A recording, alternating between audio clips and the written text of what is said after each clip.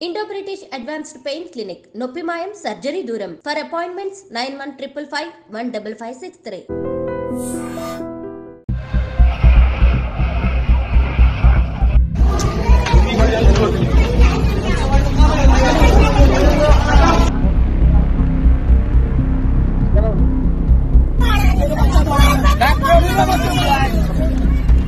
Medical కాలేజ్లో ఘోర అగ్ని ప్రమాదం జరిగింది. రాత్రి పూట ఈ అగ్ని ప్రమాదం అయితే జరిగింది. అసలు పూర్తిగా బెడ్స్ అన్నీ కూడా కాలిపోయి పూర్తిగా బూడిదైపోయిన పరిస్థితి. ఇది కంప్లీట్లీ పిల్లలు ఉండేటటువంటి వార్డ్ ఇది. సో పిల్లలు ఉన్నటువంటి వార్డ్ పూర్తిగా అసలు నామరూపాలు లేకుండా ఏమీ కూడా కనిపించట్లేదు. అంత దారుణమైన సంఘటన ఇది. సో రాత్రి పూట షార్ట్ సర్క్యూట్ వల్ల ఈ ప్రమాదం జరిగినట్టయితే ప్రాథమికంగా అంచనా వేశారు అధికారులు. కానీ ఎగ్జాక్ట్లీ ఏం జరిగింది, మరి షార్ట్ సర్క్యూట్కి కూడా రీజన్ ఏంటి అనేది చూడాల్సిందే. బట్ ఇది అత్యంత ఘోరమైన ప్రమాదం. బికాజ్ ఈ ప్రమాదంలో 10 మంది శిశువులు పూర్తిగా సజీవ దహనమైనట్టు మనకున్న ఇన్ఫర్మేషన్. సో చిన్న పిల్లలు, అప్పుడే పుట్టినటువంటి పిల్లలు అనమాట. మనకు తెలుసు పుట్టిన పిల్లల్ని 1 రోజు 2 రోజులు కొంత ఐసీయూలో అండ్ వెరీ క్రిటికల్ ఆర్ ఐసీయూకి సంబంధించిన వాటిలలో పెడుతూ ఉంటారు చిన్నపిల్లల్ని పుట్టగానే. అంటే డిఫరెంట్ రీజన్స్ కావచ్చు. మేబీ జాండీస్ అని, లేకపోతే ఇంకో రీజన్ వల్ల కొంత, అంటే అప్పటి వరకు అమ్మ కడుపులో ఉంటారు కాబట్టి వాళ్ళకి అప్పటికప్పుడు అంటే బయటికి వచ్చాక ఆ వెదర్కి కానీ తట్టుకునే అంత ఉండదు కాబట్టి పిల్లల్ని 1-2 డేస్ అబ్జర్వేషన్ కోసం నార్మలైజ్ చేయడానికని ఇట్లా పెడుతూ ఉంటారు కామన్గా హాస్పిటల్స్లో. సో అది కావచ్చు, లేదంటే కొంతమంది పిల్లలకు ఏదో ఒక ప్రాబ్లం ఉంటుంది, వాళ్ళనైతే కొంత ఐసీయూలో పెట్టి నార్మలైజ్ చేసిన తర్వాత మళ్ళీ తల్లి దగ్గరికి అప్పగించడం ఉంటుంది. సో అట్లాగే ఈ హాస్పిటల్లో కూడా చిన్న పిల్లలనైతే ఐసీయూకి సంబంధించిన వార్డులో పెట్టడం జరిగింది.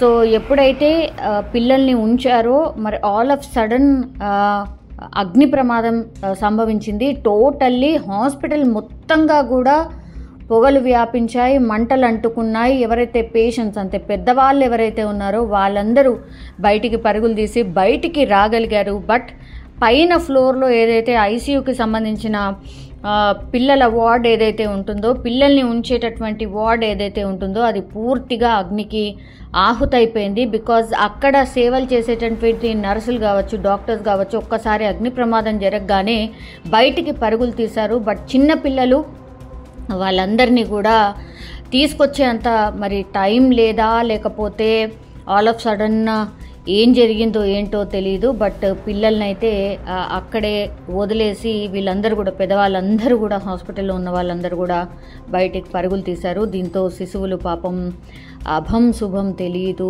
అప్పుడే కళ్ళు తెరిసినటువంటి శిశువులందరూ కూడా 1, 2 or 3 డేస్ శిశువులు మొత్తంగా కూడా ఈ అగ్నికి ఆహుతైపోయిన సిచ్యువేషన్. తల్లిదండ్రులకైతే కడుపు కోత మిగిల్చిన పరిస్థితి.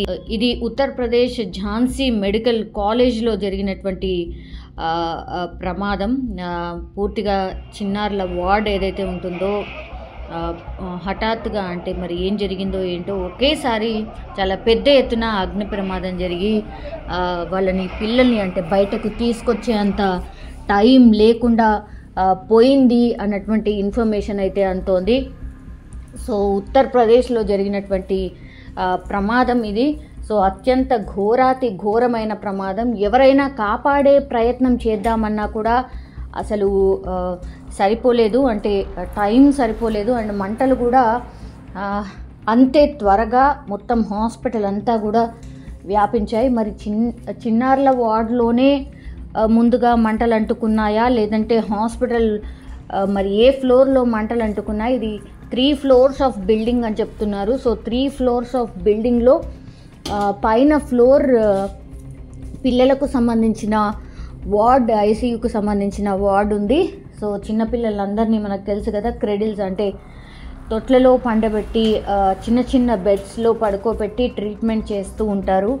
సో అదే ఫ్లోర్లో మంటలు అంటుకున్నాయా, లేదంటే వేరే ఫ్లోర్లో మంటలు అంటుకుని పూర్తిగా ఆ చిన్నారుల వార్డుకి వెళ్ళనీయకుండా మంటలు వ్యాపించాయా అనేది ప్రాథమికంగా అయితే ఒక ఇన్ఫర్మేషన్ అయితే గ్యాదర్ చేస్తున్నారు పోలీసులు అండ్ అందరూ కూడా.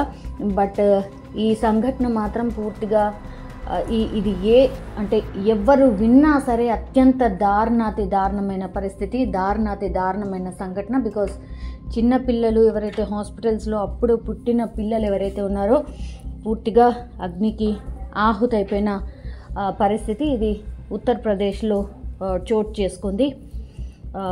ఇప్పుడైతే పోలీసులు మరి ఏంటి అంటే అగ్నిమాపక సిబ్బంది మంటలను అయితే అదుపులోకి తీసుకొచ్చారు. బట్ పూర్తిగా పిల్లలైతే అగ్నికి ఆహుతైన పరిస్థితి. తల్లిదండ్రులకైతే గుండెకోత మిగిల్చిన సిట్యువేషన్.